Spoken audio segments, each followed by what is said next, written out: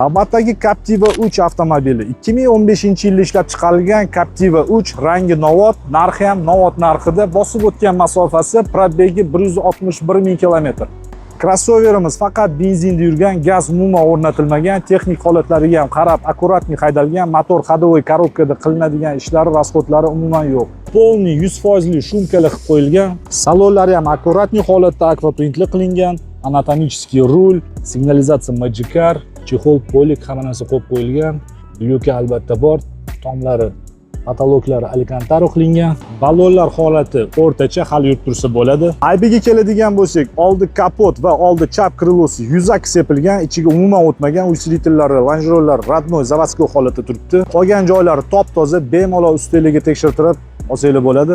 Ana endi eng qiziq joyiga keldik, ya'ni narxiga. Narxi $11.500. Telefon raqamlarini video opisaniyasida va video kommentariyasida qoldiramiz. Qiziqqanlar aloqaga chiqinglar, kelinglar, ko'ringlar, baraka qilib olib ketinglar. Mashina faqat naqd pulga sotiladi. Manzil Toshkent shahar.